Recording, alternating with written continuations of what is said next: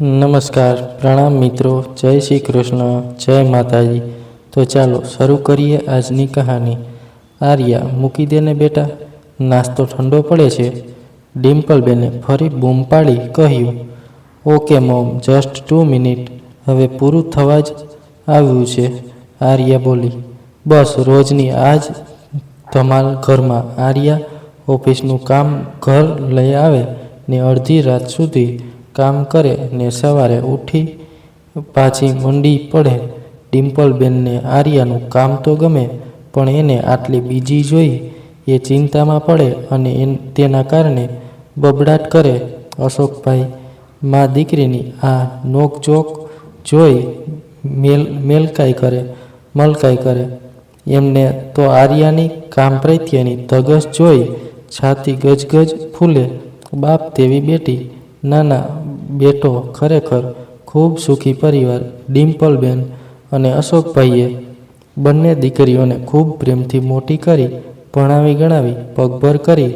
લોકોએ કીધું કે દીકરી એટલે સાસરે જ મોકલવાની, પણ આધુનિક સમયમાં સુપર મોમ ડેડ હતા તેઓ દીકરીઓની ઈચ્છા મુજબ એમને અભ્યાસ કરાવ્યો અને બન્યું પણ એવું જ કે દેવાંશી અને આર્યા ખૂબ ભણી। પહેલાં સંયુક્ત કુટુંબમાં રહેતા હોવાથી પરિવાર જીવનથી બંને કેળવાયેલી અને પછી છૂટા પડ્યા ત્યાં સુધીમાં સમજણી થઈ ગયેલી। આમ પણ ડિમ્પલબેન શિક્ષિકા અને અશોકભાઈ વકીલ, એટલે બંને દીકરીઓને લાડ અને સંસ્કાર બંને સાથે ઉછેરી। દેવાંશીના ગયા વર્ષે જ મેરેજ કર્યા, તે પણ લવ મેરેજ। કાસ્ટ જુદી હતી છતાં એની સાથે ડૉક્ટરી ભણતા છોકરા સાથે એને ડિમ્પલબેન અને અશોકભાઈએ પરણાવી। દીકરીઓને પોતાના નિર્ણયો લેવાનો અધિકાર છે એમ માનતા આ દંપતીને ક્યારેય કોઈ ફરિયાદ નહોતી। હા, પણ એ બેદરકાર નહોતા, ધ્યાન પણ એટલું જ રાખતા। આર્યા કંપનીની મેનેજર હતી। મલ્ટીનેશનલ કંપની એટલે કામનું ખૂબ ભારણ રહેતું, પણ એ પહોંચી વળતી, પણ એનું ટાઈમ ટેબલ ડિમ્પલબેનને માફક ન આવતું। કોક દી રસોડામાં રોટલી બનાવતી ફોન પર વાત કરતી હોય, તો કોક દી જમતા કોલ આવે તો ઊભી થઈ જાય। ડિમ્પલબેન તો માથે હાથ દે ત્યારે અશોકભાઈ એમને સમજાવતા, કહે, જો Dimple, she is responsible person, એણે એલર્ટ રહેવું જ પડે। ત્યારે ડિમ્પલબેન કહે, શું પણ અશોક એ બહુ વર્ક કરે છે, એના ખુદના માટે ટાઈમ નથી કાઢી શકતી। આઈ એમ અફ્રેડ અશોક કે આ બીજી લાઈફ એને સાચી જિંદગીથી દૂર ન લઈ જાય।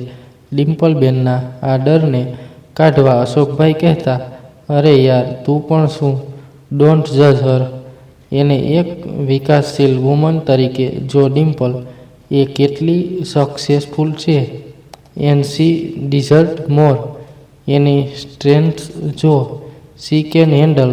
બટ માનું હૃદય, એમની ઈચ્છા એવી કે આર્યા થોડીક રિલેક્સ રહે અને એટલે જ લેપટોપ લઈને બેસેલી આર્યાને ડિમ્પલબેન જાણી જોઈ ગાર્ડનિંગમાં હેલ્પ કરવા કે કિચનમાં કંઈ કામ માટે બોલાવે। નવા બુક્સ લાવી તે વાંચી સંભળાવવા કહે। વીકમાં એકવાર આંગણામાં સાથીઓ આર્યાએ જ બનાવવાનો। ફરવા જવાનું તો એવા જ પ્લેસ પર જ્યાં નેચર હોય। આ બધું જ એની ગેજેટેડ લાઈફથી થોડીવાર એને દૂર રાખવાના પ્રયત્નો। તેથી જ પણ એની સ્ફૂર્તિ જળવાઈ રહેતી। હવે આર્યાના મેરેજ માટેની વાત ચાલે છે। અશોકભાઈ સીધા આર્યાને પૂછે છે, બેટા, એનીવન? ને આર્યા ધડામ દઈ જવાબ આપે છે, no one dead, no time for that and I think ભગવાન મારા લાયક કોઈ બનાવવાનું ભૂલી ગયા છે। ને ખળખળાટ હાસ્ય ફેલાઈ ગયું ઘરમાં। ત્યાં ડિમ્પલબેન બોલ્યા, બટ બેટા, this is the time you choose one. તો આર્યા કહે, સી, તમે જુઓ, મીટિંગ ફિક્સ કરો, જોઈએ કોના નસીબ ખરાબ છે। હા હા, ફરીથી હાસ્ય ફેલાય છે। આર્યા માટે માંગા તો ઘણા આવ્યા, પણ અશોકભાઈની આ લાડકી અને સુપર ઇન્ડિપેન્ડન્ટ ગર્લ માટે કોઈ સામાન્ય તો ચાલે જ નહીં. બધામાં અલય નામના છોકરા તરફ ધ્યાન વધુ ગયું. તેથી અશોકભાઈની નજર અલય પર ઠરી. અલય, ધ સુપર હેન્ડસમ બોય, એક બિઝનેસમેન, સ્માર્ટ અને ઇન્ટેલિજન્ટ. અશોકભાઈએ તો રીતસરની એની જાસૂસી કરી એમ કહો તો ચાલે. આખર તેમણે આર્યાને કહ્યું, બેટા, I think Alay a perfect match છે. બાકી તું મળી લે. તું કહે તે ફાઇનલ. ઓકે ડેડ, જોઈએ. કિસમે કિતના હે દમ. ને બાપ દીકરી હસી પડ્યા. અલય અને આર્યાની મીટિંગ ફિક્સ થઈ. બંને જ એકદમ ફ્રીલી વાત કરી. ફ્યુચર પ્લાન ડિસ્કસ કર્યા અને આ ડિસ્કશનમાં ઘણું બધું સરખું મળતું આવતું એવું બંનેને લાગ્યું. સો બંનેએ ઘરે જઈ હા પાડી દીધી. પછી શું? નેક્સ્ટ સન્ડે એન્ગેજમેન્ટ અને 1 મહિનામાં મેરેજની તારીખ લઈ લીધી. સગાઈ થઈ એટલે દેવાંશી તો પિયર રહેવા આવી ગઈ. નાની બેનના લગ્ન એને એન્જોય કરવા હતા. બરાબર શોપિંગ ચાલે. કામનું લિસ્ટ લાંબુ હોય ને તેમાં આર્યાનું કામ. બાપરે! ડિમ્પલબેન આર્યાને ખીજાઈ જતા ને કહેતા, આર્યા, યુ નોવ બચ્ચા, તારા મેરેજ છે એન્ડ તું આ કામમાં. અલયના કોલ પર રિસીવ કરતી નથી. I don't like it. ડિમ્પલબેનનો ગુસ્સો જોઈ દેવાંશી આડી આવી જતી ને કહેતી, મોમ, હું સમજાવું એને. તમે શાંત રહો. તમારી તબિયત બગડી જશે પ્લીઝ. તો ડિમ્પલબેન કહેતા, દેવું, સમજાવ આ ગાંડીને. આ લગ્ન છે, બિઝનેસ ડીલ નહીં, લાઈફનો સવાલ છે. ડિમ્પલબેનના ગયા બાદ દેવાંશીએ આર્યાના કાન ચીમડતા બોલી, આરુડી, હવે તો મોમ ડેડને ના પજવ યાર. તારું કામ મૂકને. Concentrate on marriage. Enjoy every moment. હા દી, બટ મી એન્ડ અલય, અમે બંને અમારા કામને લઈને ક્લિયર છીએ. There is no issues. You don't worry. Arya ફરી લેપમાં માથું નાખી બોલી, આઈ હોપ સો. દેવાંશી હસતા સ્વરે બોલી. એના આવા અવાજથી આર્યાને આશ્ચર્ય થયું અને એ બોલી, દી, એની પ્રોબ્લેમ? આપણે શોપિંગ કરતા હતા ત્યારે પણ જીજુના બહુ કોલ આવતા હતા. And you also looking nervous. Please tell what happen. Nothing, Aari leave. ચાલ તું અલયના ફેમિલી મેમ્બર્સ વિશે કે. તું ગઈ તી ને ગઈકાલે કેવા છે એ લોકો? દેવાંશીએ વાત બદલાવતા પૂછ્યું. એ બધા સુપર. બધા ફૂલ્લી પ્રેક્ટિકલ લાગ્યા. એન્ડ ડી, મને તો એ બહુ ગમ્યું કે એ લોકો સિમ્પલ મેરેજ માટે માની ગયા. આર્યા ખુશ થતાં બોલી અને દેવાંશી વિચારમાં પડી ગઈ. એના ચહેરા પર ઉદાસી ઉતરી આવી. આંખોના ખૂણામાં પાણી ભરાયા ને એણે ધીમે રહી લૂછી લીધા. 2 દિવસ બાકી રહ્યા આર્યાના લગ્નને. ઘરમાં ધમાલ જ ધમાલ. ફાઇનલી ધ ડે કમ.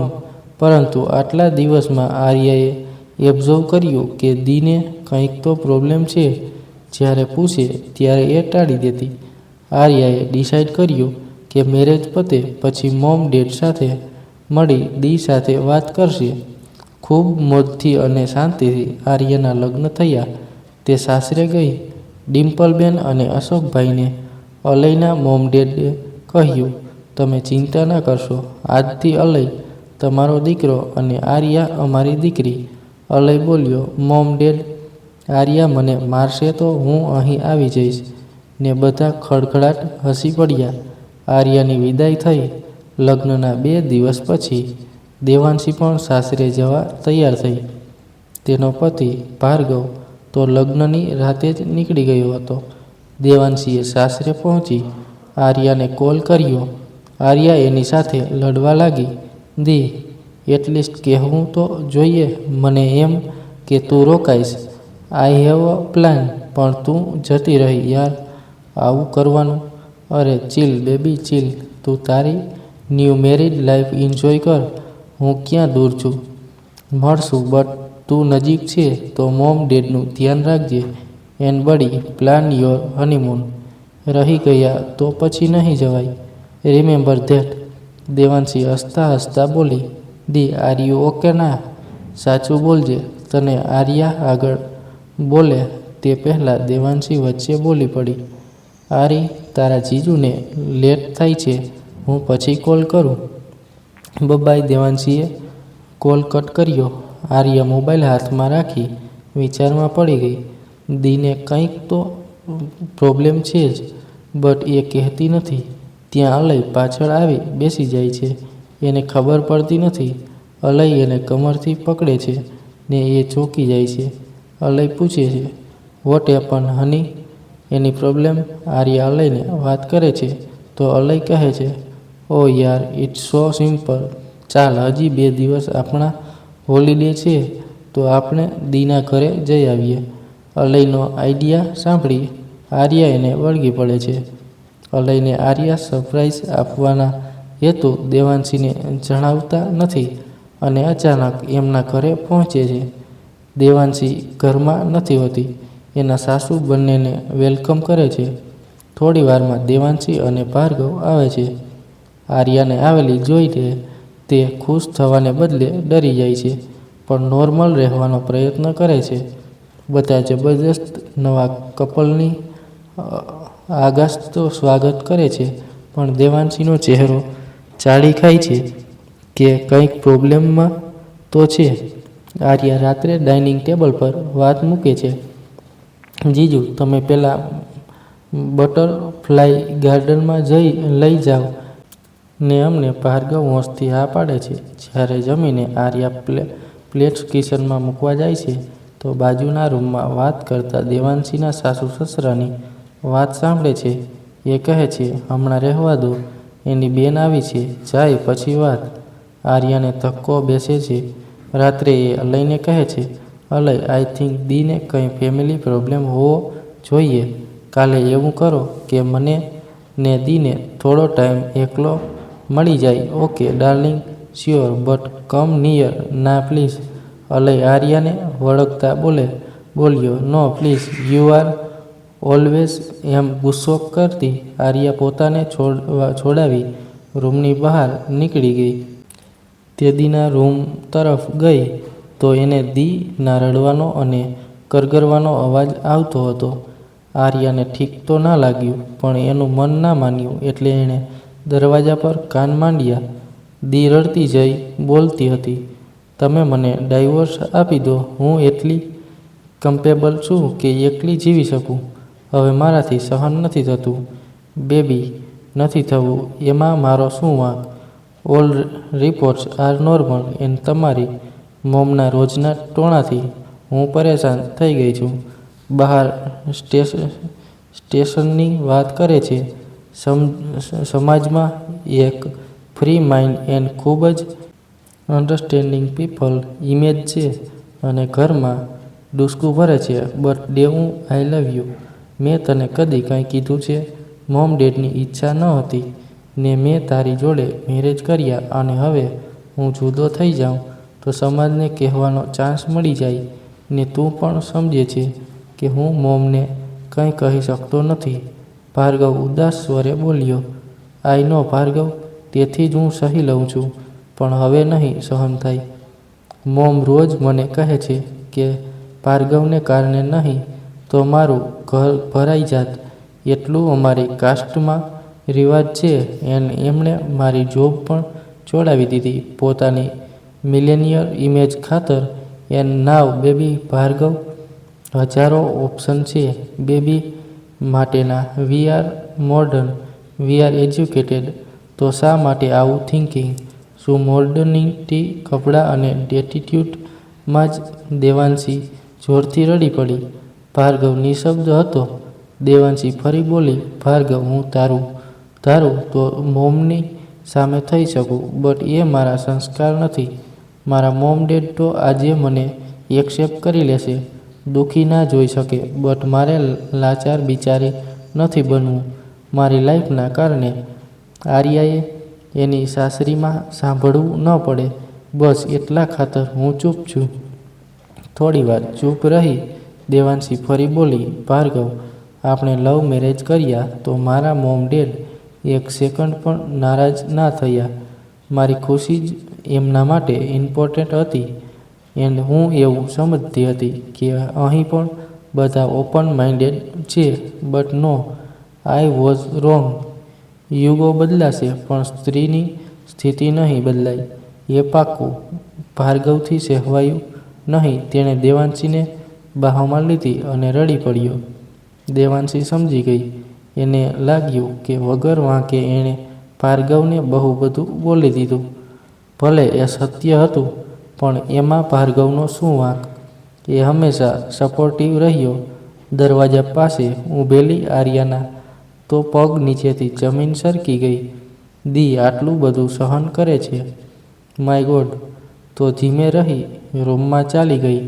એણે જોયું અલય ઘસઘસાટ ઊંઘી ગયો હતો.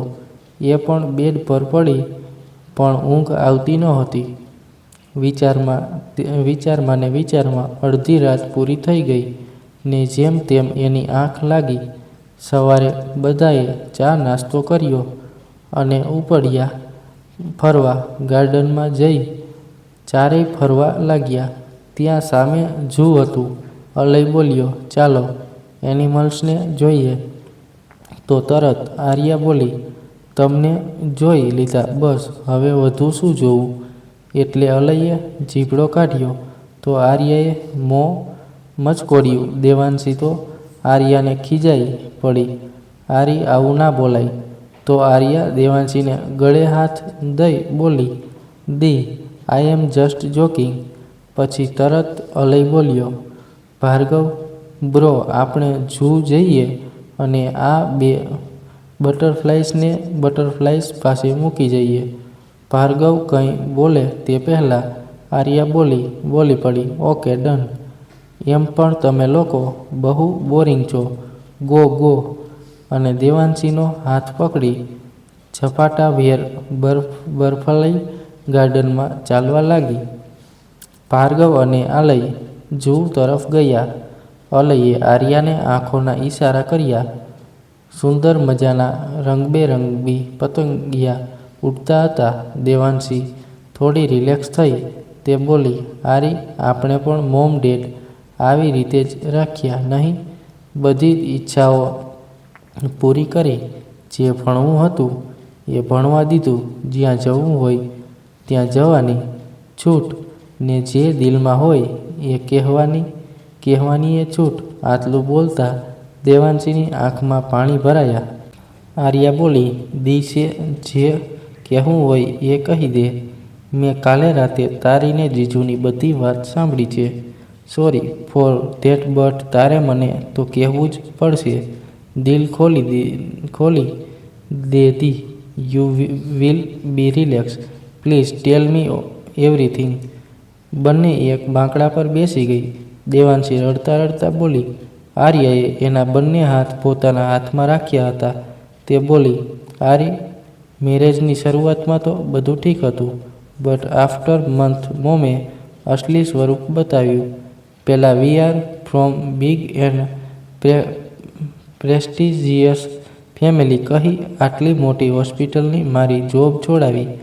પછી ઘરના નોકરોને કહી મને સંભળાવતા કે ભાર્ગવના અમારી કાસ્ટમાં મેરેજ કર્યા હોત તો આટલું આવત. એ તો ઠીક, બટ હવે જ્યારે બેબી માટે પ્રિપરેશન કરીએ છીએ તો કહે છે કે બોય જ જોઈએ. અમે ટ્રાય કરીએ છીએ પણ રિઝલ્ટ આવતું નથી. તો બોલે છે અને કહે છે તારામાં જ ખોટ છે. તારા બાપને પણ 2 દીકરીઓ જ છે ને. આટલું બોલી તે ધ્રુસકે રડે છે. આર્યા એના માથે હાથ ફેરવે છે. એ સ્વસ્થ થઈ ફરી બોલે છે, આરી, શું જિંદગી હતી નહીં? તને યાદ છે ને આપણા કરાટે ટ્રેનરે આપણે કેવો માર્યો હતો, એને આપણે કેવા બાઇક ફરવા ઉપડી જતા. મોમ કહેતી કે ઘરનું બધું કામ એટલા માટે શીખવાનું કારણ કે કામવાળા પર પણ ડિપેન્ડ ન રહેવું. પોતાના પગ પર ઊભું રહેવું એટલે માત્ર કમાવવું નહીં, પણ એક જવાબદાર પર્સન બનવું, સેલ્ફ સર્વિસ કરવી અને બીજાને કરવા પ્રેરણા આપવી. રામાયણ મહાભારત સ્ત્રી પાત્રોને ડેડ ખરેખરા સમજાવ્યા ને વેસ્ટર્ન કલ્ચરની સાચી સમજ આપી. આપણા ઘરમાં 25 વર્ષ સુધી એ અહેસાસ ના થયો કે આઈ એમ અ ગર્લ, બટ અહીં તો પલ પલ અહેસાસ કરાવે છે. એન્ડ આ બધું ભાર્ગવની ગેરહાજરીમાં, જેથી એ કંઈ બોલી ન શકે. યુ નોવ ને કે મોમ એક મોટિવેશનલ સ્પીકર છે. Mrs Shobhana Datta, famous person, કેટલા પ્રોગ્રામ કરે છે, પોઝિટિવ થિંકિંગના ક્લાસ લે છે ને ઘરમાં ઝીરો. તું આવી તે પહેલાં ડૉક્ટર પાસે જ ગયા હતા. ભાર્ગવ કહે, આપણે બેબી એડેપ્ટ કરી લઈએ. બટ મોમ, એમણે તો મને બોલાવી કહી દીધું આજ સવારે કે ભાર્ગવને ડાયવોર્સ આપી દે. આ ઘરનો વારસ જોઈએ મને. પણ દી જીજુ તો કંઈ નથી કહેતા ને? આર્યા દયામણા ચહેરે બોલે છે, ના, નથી કહેતા. એ તો he loves me a lot but I can't see him like this. મને એમની જ ચિંતા છે ને આપણા મોમ ડેડની પણ. મને સુધારવાનો હજારો વાર વિચાર આવ્યો, બટ તમારા બધાનો વિચાર કરી હું અટકી જાઉં છું. દી એક વાત કહું, આપણા ડેડે આપણને મુસીબતો સામે લડતા શીખવ્યું છે, ડરતા કે ભાગી જતા નહીં. We are soldiers of Ashok Prajapati. આવા વિચાર ના કરાય. તું જો, આનો પણ કંઈ રસ્તો નીકળશે. તું બસ હિંમત રાખ. Everything will be okay. Aarya દેવાંશીને ભેટી પડી. એટલામાં અલયનો કોલ આવ્યો. કોલ રિસીવ કરી આર્યાએ કહ્યું કે લંચ કરીએ. ચારેય ભેગા થઈ લંચ કર્યું. પછી સી શોર ભણી ભાર્ગવે ગાડી હંકારી ને આર્યાને કહ્યું, આરી, તારી દીના ફેવરિટ પ્લેસ પર જઈ જ આવીએ. તે તો જોયું છે, પણ અલયને બતાવીએ. ચારેય ત્યાં પાણીમાં રમ્યા, ધમાલ કરી. દેવાંશી ઘણી રિલેક્સ હતી. સાંજે ઘરે પહોંચ્યા તો ગાડીમાંથી સામાન કાઢતા ભાર્ગવે આર્યાને કીધું, આરી, તું આવી તે સારું થયું. દેવું થોડી રિલેક્સ થઈ તો આર્યાએ કહ્યું, જીજુ યુ આર ગ્રેટ, પણ તમે એકલા બહુ સહન કર્યું. તમારી તો પછી વાત. ભાર્ગવ ખાલી સ્મિત આપે છે. તે રાતે ચારેય મોડે સુધી બેસી રહ્યા. બીજે દિવસે અર્લી મોર્નિંગ નીકળ્યા. દેવાંશીની સાસુ હંમેશની જેમ એમને છોડવા આવી. આર્યાએ કીધું, આંટી, નેક્સ્ટ તમારો પ્રોગ્રામ અમારે ત્યાં રાખશું. તમારા મોટિવેશનની અમને જરૂર છે. ભાર્ગવના મોમે અભિમાનથી કહ્યું, વાય નોટ? મારા સેક્રેટરીને પૂછી ડેટ ફિક્સ કરીશું. દેવાંશીને આર્યા વળગી પડ્યા. આર્યાએ એના કાનમાં કહ્યું, દી લેટ્સ સી. જો હું કંઈક કરું છું. બધાને બાય કહી નીકળ્યા. આર્યા ગાડીમાં કંઈ વિચારમાં હતી. દીને હેલ્પ તો કરવી જ જોઈએ. કોઈક આઈડિયા સુજાડ. ભગવાન એમ કરતી પાછી શું? મારી સાથે પણ આવું જ થશે. શું અલય મને સમજશે કે પછી પુરુષ પ્રધાન માન્યતાવાળો હશે? શું અલયના પેરેન્ટ્સ પણ એવા જ હશે? એના મનમાં એની અને દેવાંશી બંનેના વિચારોનું જબરજસ્ત તોફાન ચાલતું હતું. ત્યાં અલયે ટોકી, વેર આર યુ મેડમ? હજી મન દી પાસે જ છે? What happen honey? Please tell. Alay, I want to go at my home. Please drop me there. Aarya ઉતાવળે બોલી, ઓકે ડાર્લિંગ, બટ કે તો ખરી શું થયું છે દીને? અલયે પૂછ્યું. આર્યાએ અલય તરફ અમસ્તી જ સ્માઇલ કરી કહ્યું, બધું જ કહીશ હું તને. જેમ્સ બોન્ડ ડ્રાઈવર ફાસ્ટ, આ બળદગાડું નથી. Okay, so let's see my speed. એમ કરી અલયે ફાસ્ટ કાર ડ્રાઈવ કરી. આર્યાને અલયને ઘરે આવેલા જોઈ અશોકભાઈ અને ડિમ્પલબેનની તો ખુશીનું ઠેકાણું ના રહ્યું. અલયની સરભરમાં બંને જણા લાગી ગયા. એ જોઈ આર્યા ચીડાઈને બોલી, mom dad I am also here. Not only he. બોલી જેલસ પર્સન. હું એ જ વિચારતો હતો કે આ માઇક ઓફ કેમ છે. જોયું મોમ ડેડ, આ છોકરી કેટલી જેલસ છે. અલય મજાક કરતા બોલ્યો. આર્યા અલયને મારવા પહોંચી ગઈ ને એ બંનેની ધમાલ જોઈ ડિમ્પલબેન અને અશોકભાઈ ખૂબ ખુશ થયા. એક આશકારો અને સંપૂર્ણ સંતોષ એમના મનમાં છવાયો. થોડી વારમાં અલય નીકળી ગયો અને આર્યા સાંજે આવીશ એમ કહી ત્યાં જ રોકાઈ. ડિમ્પલબેનને થોડું અજીબ લાગ્યું.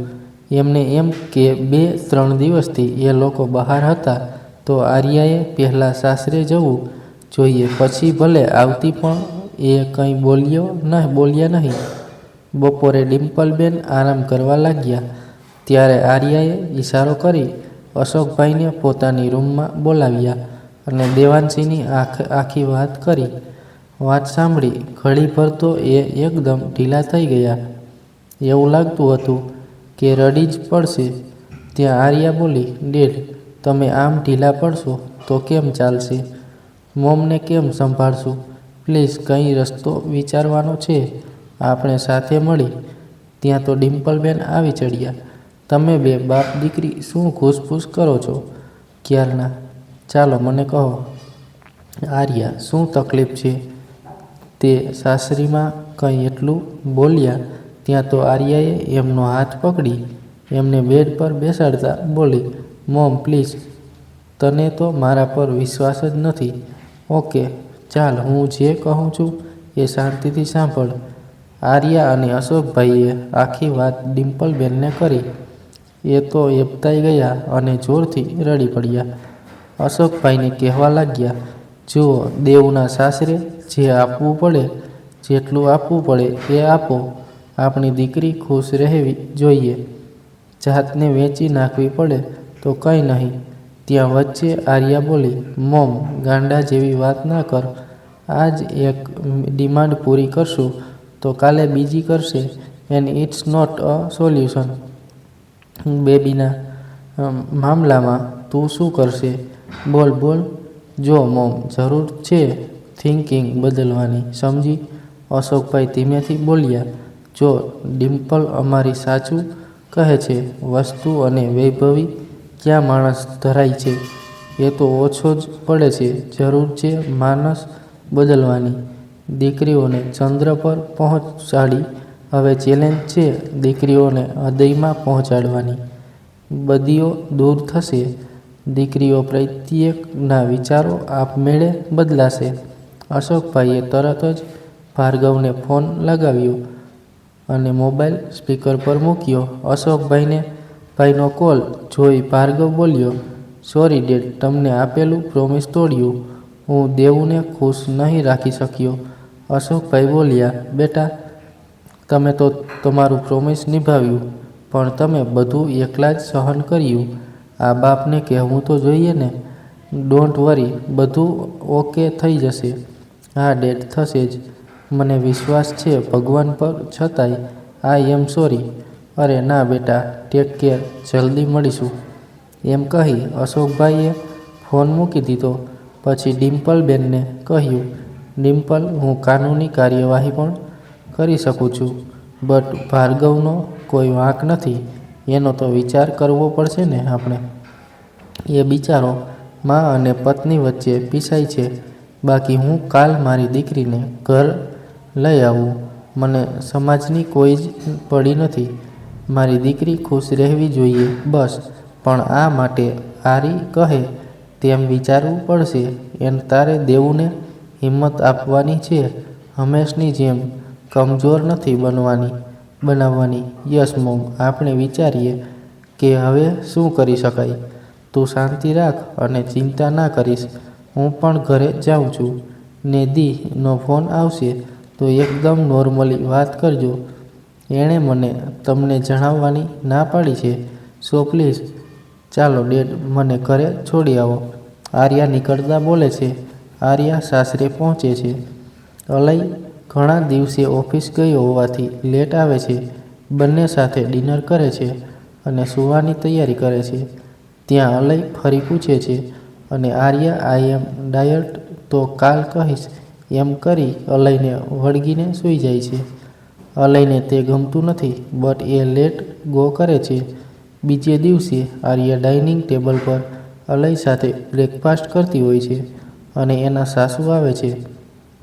આર્યા તરત ઊભી થઈ, મોમ સીટ, હું તમને નાસ્તો આપું. તો એના સાસુએ એને બેસાડી દીધી અને કહ્યું, આર્યા બેટા પહેલાં મને એ કે દેવાંશીને શું તકલીફ છે? આર્યા સ્તબ્ધ થઈ જાય છે અને મોં ખોલી બેસી રહે છે. એને આશ્ચર્યચકિત જોઈ તેઓ તરત જ બોલે છે, આર્યા તને ખબર છે બેટા તું આઈ એમ અ ગર્લ સબ્જેક્ટ પર કોલેજમાં બોલી હતી. આર્યા આશ્ચર્ય અને ઉત્સાહ સાથે બોલે છે, હા મોમ, તમને કેવી રીતે ખબર? અલયના મોમ બોલે છે, બેટા હું એ ફંક્શનમાં ચીફ ગેસ્ટ હતી. તે દિવસે જ તું ગમી ગઈ હતી. તારા ડેડ પણ ત્યાં જ હતા. અમે વિચાર્યું કે જે શબ્દો તું બોલી નેચરલ પણ તું એવી જ હોય તો અલયને તારી સાથે મુલાકાત તો કરાવી પછી જેવી ઉપરવાળાની ઈચ્છા. આર્યા તો ખૂબ ખુશ થઈ અને બોલી, એટલે મોમ આ તો 5 વર્ષ પહેલાંની વાત. યસ બેટા. એન કહું યુ ડોન્ટ વરી. તું ખુલ્લા મને મારી સાથે બધું શેર કરી શકે. અમારી પણ એક દીકરી છે ને તારે ના કહેવું હોય ને તોય વાંધો નહીં બેટા, પણ we are with you. No mom સાચું કહું દીના હાલત જોઈ હું ડરી ગઈ હતી. એનું ફેમિલી આપણી ફેમિલીની જેમ વેલ એજ્યુકેટેડ એન્ડ એડવાન્સ છે બટ તોય. આર્યા ઉદાસ સ્વરે બોલે છે. અલય અને એના મોમ ડેડ આર્યાને વીંટળાઈને બેસે છે. અલય આર્યાનો હાથ હાથમાં લે છે. આર્યા બધી વાત કરે છે. આર્યાના સસરા વાત સાંભળી કહે છે, બેટા ચિંતા ના કરીશ, આપણે કંઈક વિચારીએ.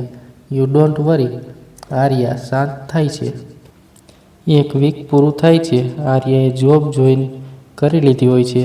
રોજ દેવાંશી સાથે વાત થાય છે અને એક દિવસ તે કહે છે કે એના સાસુ વિમ્સ કોલેજમાં લેક્ચર માટે જઈ રહ્યા છે જેનો સબ્જેક્ટ છે સેવ ધ ગર્લ્સ ચાઇલ્ડ. આર્યા સાંજે અલય સાથે આ વાત કરે છે અને અલયના મનમાં એક જબરદસ્ત આઈડિયા આવે છે. તે આર્યાને લઈ અશોકભાઈ અને ડિમ્પલબેન પાસે પહોંચે છે. ત્યાં પોતાનો પ્લાન કહે છે. ત્યાંથી આર્યા અને અલય પોતાના 2-3 ફ્રેન્ડ્સને ફોન કરી દે છે અને સીધા કોફી શોપ પહોંચે છે. આખો પ્લાન રેડી કરી દેવાંશી અને ભાર્ગવને કોલ કરી આખો પ્લાન સમજાવે છે. બધા રેડી થાય છે. અલયને પોતાના ઘરના પ્રોબ્લેમના સોલ્યુશન માટે મથતો જોઈ આર્યા તેના પર વધુ વારી જાય છે. એની નજરોને પકડી પાડતા અલય ધીમેથી એના કાનમાં કહે છે, લવ કે લીએ સાલા કુછ ભી કરેગા. અને આર્યા મોં મચકોડે છે. વિમન્સ કોલેજમાં દેવાંશીના સાસુ શોભનાબેનનું ભવ્ય સ્વાગત થાય છે. એમના વક્તવ્ય માટે શ્રોતા તલપાપડ થાય છે. ઘણા પત્રકારો અને સોશિયલ મીડિયાના લોકો ત્યાં આવેલા હોય છે. કોલેજના પ્રિન્સિપાલ શોભનાબેનનું શાબ્દિક અને પુષ્પગુચ્છથી સ્વાગત કરે છે અને કહે છે, ગુડ ઇવનિંગ એવરીવન. મિસિસ શોભનાનું ઇન્ટ્રોડક્શન આપવાની જરૂર નથી. એમનું વક્તવ્ય જ એમનો પરિચય છે. સો વી લિસન હર પીસફુલી. તાળીઓનો ગડગડાટ થાય છે. શોભનાબેન ઊભા થઈ માઇક પાસે આવે છે અને બોલવાનું શરૂ કરે છે. એમનું જોરદાર વક્તવ્ય બધાને મંત્રમુગ્ધ કરે છે. ઘડીકમાં બધા હસે છે, ઘડીકમાં રડે છે. એવું પ્રભાવી વક્તવ્ય એ આપે છે. એમનું વક્તવ્ય પૂરું થતાં બધા ઊભા થઈ એમને સ્ટેન્ડિંગ ઓવેશન આપે છે. ત્યારબાદ ઓડિયન્સમાં બેઠેલું એક ફેમિલીમાંની નાનકડી છોકરી હાથમાં ગુલાબ લઈ સ્ટેજ પર આવી અને શોભનાબેનને આપ્યું. એમણે બેબીને ઊંચકી લીધી અને ગાલે ચૂમી ભરી. ફરી તાળીઓનો ગડગડાટ. એટલામાં એક યંગ છોકરી ઊભી થઈ અને પ્રિન્સિપલ સરને કહ્યું, સર, અમે મિસિસ શોભનાને ક્વેશ્ચન પૂછવા માગીએ છીએ. સરે મિસિસ શોભના તરફ જોયું. એમણે ડોકી હલાવી પરમિશન આપી. પ્રિન્સિપલ સર બોલ્યા, જેમણે પણ મિસિસ શોભનાને પ્રશ્ન પૂછવો હોય એમણે વારાફરતી ઊભા થઈ પ્રશ્ન રજૂ કરવા. ઓડિયન્સમાં એક કોર્ડલેસ માઇક મોકલવામાં આવે છે. પહેલો પ્રશ્ન એક બેન પૂછે છે, મેમ, મારે 2 દીકરીઓ છે અને ઘરમાં દીકરાની ડિમાન્ડ છે, તો હું કેમ કરી સમજાવું મારા ઘરનાને? મિસિસ શોભના, જુઓ, તમે હિંમત રાખો. દીકરીઓ દીકરા કરતાં સવાય છે. તમે સ્પષ્ટ કહી દો કે તમને આ દીકરીઓ ઇનફ છે. તમે ઈચ્છો તો અમારી ટીમ તમને હેલ્પ કરશે. તમારી ફેમિલીને હું પોતે મળી દીકરીઓનું મહત્ત્વ સમજાવીશ. Don't worry. બીજો પ્રશ્ન એક યંગ લેડી પૂછે છે, મેમ, આમ તો અમારું ફેમિલી વેલ એજ્યુકેટેડ છે, બટ મને બેબી માટે કોમ્પ્લિકેશન્સ આવે છે. ઘરમાં રોજ ઝઘડા થાય છે, તો હું શું કરું? Mrs Shobhana, it's not a big thing બેટા. સાયન્સ ખૂબ આગળ છે. ટેસ્ટ ટ્યુબ સેરોગેસી જેવા કેટલા ઓપ્શન્સ છે અને દરેક સ્ત્રીની પ્રકૃતિ સરખી નથી હોતી. આપણા હાલના રૂટીનમાં તો ઘણી બધી તમારા જેવી યંગ લેડીને આ પ્રોબ્લેમ્સ આવે છે. સો ડરો નહીં. અમારા ઇન્સ્ટિટ્યૂટની મદદ લો. Everything will be okay. પાછળથી એક ભાઈ પ્રશ્ન પૂછે છે, મેમ, શું દીકરો હોવો જ જોઈએ? મિસિસ શોભના, જુઓ ભાઈ, we are living advance time. આમાં દીકરો દીકરીના ભેદ હોય જ નહીં. Girls are always best. Not necessary કે દીકરો જ બધું કરી શકે. Girls are able to do more than boys. ત્યાં પાછળથી એક પત્રકાર પ્રશ્ન પૂછે છે, મેમ, આ બોલવું આસાન છે, બટ જો તમારા ઘરમાં તમારી વહુને બેબીની સમસ્યા હોય તો તમે શું કરશો? મિસિસ શોભના, અરે, it's easy. I accept the situation. હું એક મોડર્ન જમાનાની વિચારશીલ વ્યક્તિ છું. આજે બહુ રસ્તા છે બેબી માટેના. Adoption is the best option. વહુ એ કોઈના ઘરની નહીં, આપણી જ દીકરી છે. ને બેબી ન હોય તો શું છે, એ ભગવાનની ઈચ્છા છે. We must accept the situation. Change mind, change thinking, be positive, you can change the world. એટલે ઓડિયન્સમાંથી એક બહેન બોલ્યા, હાવ લકી સી ઇઝ, કે જેના તમે માં કે સાસુ હશો. મિસિસ શોભના એકદમ અભિમાનથી બોલ્યા, યસ, ઓફકોર્સ, મારી વહુ લકી છે.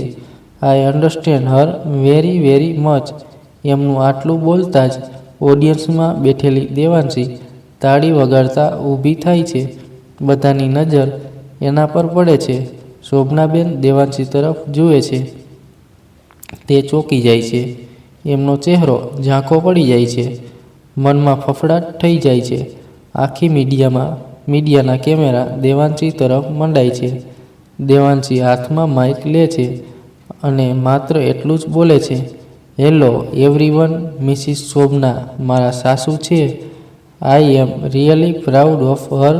અને હું એવા પ્રયત્ન કરીશ કે એમને પણ મારા પર પ્રાઉડ થાય. આખા હોલમાં ફરી તાળીઓ વાગે છે. શોભનાબેનને તો કાપો તો લોહીના નીકળે એવી સ્થિતિ થઈ જાય છે. તે ફટાફટ સ્ટેજની નીચે ઉતરે છે. મીડિયાના લોકો પ્રશ્ન પૂછે છે તો એમને મારે બીજે પ્રોગ્રામ છે કહી ટાળે છે અને ગાડીમાં બેસી નીકળી જાય છે. દેવાંશી, ભાર્ગવ, અલયને આર્યા એક જંગ જીત્યાની ખુશી વ્યક્ત કરે છે. પોતાના મીડિયાવાળા મિત્રોનો અલય આભાર માને છે અને મોટે ભાગની ચેનલો પર આ પ્રસારિત થાય એવી વ્યવસ્થા કરે છે. આર્યા દેવાંશીને કહે છે, દી, અહીં તો અમે સાથે હતા, પણ ઘરે તારે એકલી એ લડવાનું છે. હાર ના માનીશ. So fight, my brave girl. Bhargav દેવાંશીનો હાથ મજબૂતીથી પકડે છે અને ચારેય છૂટા પડે છે. ભાર્ગવ અને દેવાંશી પહોંચે તે પહેલાં શોભનાબેન ઘરે પહોંચી ગયા હોય છે. ટીવી પર બધી જ ચેનલોમાં એમના ન્યૂઝ ચાલતા હોય છે. જેવી દેવાંશીને જુએ છે કે તરત તાડુકે છે, હાવ ડેર યુ, તારી આટલી હિંમત કે તું આટલું બોલી હાથ ઉગામે છે. તો ભાર્ગવ એમનો હાથ પકડી લે છે અને બોલે છે, મોમ, દેવુએ તમારી ઇજ્જત બચાવી છે, નહીંતર આજે જો એ સત્ય બોલતે તો તમારા ધજાગરા થવાના હતા. ત્યાં ગુસ્સામાં શોભનાબેન બોલે છે, ભાર્ગવ, યુ નો નથિંગ, હું તારી માં છું, તું બાયડી વેડા ના કર. તો ભાર્ગવે કહ્યું, પણ મોમ, દેવુએ કર્યું શું એ કહીશ? શોભનાબેન કંઈ બોલી શકતા નથી અને ધ્રુજી ઉઠે છે. એમને બેસાડતા દેવાંશી બોલી છે, મોમ, રિલેક્સ, તમારું ગિલ્ટ તમને આ કરાવે છે.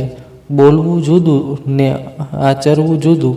Mom, really we are in advance time, but why we not live in advance time? High education, science, technology, facilities બધું જ અપ છે, તો થિંકિંગ કેમ અપ નથી આપણી? શા માટે આપણે દીકરી કે વહુ માટે પોઝિટિવ બોલીએ પણ તેવું કરી નથી શકતા? તમને હું શું કહું, બટ યસ, તમે મોટા છો અને મારી કોઈ ભૂલ હોય તો મને માફ કરશો. ત્યાં ભાર્ગવ બોલે છે, મોમ, હું હવે દેવને દુઃખી જોઈ શકતો નથી, એન મને બધું જ ખબર છે, સો હું ઘર છોડી જાઉં છું. ભાર્ગવના આ વાક્યથી હમણાં સુધી શાંત રહેલા એના ડેડ બિપિનભાઈ બોલે છે, જુઓ, મને એવું લાગે છે કે આપણે બધાને થોડો ટાઈમ જોઈએ છે. અહીં બધા જ એબલ છે કોઈ પણ ડિસિઝન લેવા માટે, બટ આપણે શાંતિથી વિચારીએ. બધા પોતાના રૂમમાં જાય છે. તે રાત ભારે વીતે છે. બિપિનભાઈ શોભનાબેનને કહે છે, શોભના, જો જેસી કરની વેસી ભરની. આજે તું તારી જાતને ના સુધારે તો તું દીકરાને ખોઈ દેશે. શોભનાબેન રડી પડે છે. બીજે દિવસે સવારે બ્રેકફાસ્ટ ટેબલ પર બિપિનભાઈ કહે છે, ભાર્ગવ, દેવાંશી, આઈ નો તમારી મોમની ભૂલ છે, બટ તમારે એને માફ કરવી રહી. ત્યાં જ અશોકભાઈ, ડિમ્પલબેન, અલય અને આર્યા આવી પહોંચે છે. દેવાંશી એમને જોઈ આશ્ચર્યમાં પડી જાય છે. ત્યાં શોભનાબેન બોલે છે, મેં જ એમને બોલાવ્યા છે. સોરી દેવાંશી બેટા, તે મને આઈનો દેખાડ્યો છે. આઈ અન્ડરસ્ટેન્ડ માય મિસ્ટેક એન્ડ હું મારી જાતને સુધારીશ. પ્લીઝ ભાર્ગવ બેટા, મને છોડી ના જા, પ્લીઝ. બોલતા રડી પડે છે. ભાર્ગવ દેવાંશી તરફ જોઈ કહે છે, આ જ ડિસિઝન દેવું લેશે. મોમે કહે તે ફાઇનલ. શોભનાબેન દેવાંશી તરફ જોઈ હાથ જોડે છે. દેવાંશી હાથ પકડી લે છે અને કહે છે, મોમ, હું તમને છોડી ક્યાંય ના જાઉં. બધાની આંખોમાં ખુશીના આંસુ છલકાય છે. શોભનાબેનને અશોકભાઈ અને ડિમ્પલબેનની પણ માફી માગે છે. દેવાંશી અને આર્યા ખુશીના માર્યા ભેટી પડે છે અને બોલે છે, અશોકભાઈ ખુશીના આંસુ સાથે દેવાંશી અને આર્યા સાથે નાનપણનું મનગમતું જોડાકણું બોલે છે. દેવું, આરી, યસ પાપા, હેપી, યસ પાપા, ટેલિંગ લાઈઝ, નો પાપા, કમોન હગ મી, હા હા હા હા. અને બંને દીકરીઓ અશોકભાઈને વળગી પડે છે ને બોલે છે, અમારી છે આ જિંદગી, every day is my day. Story સારી લાગી હોય તો વિડીયોને લાઈક, કોમેન્ટ અને ચેનલને સબસ્ક્રાઈબ કરવાનું ભૂલતા નહીં.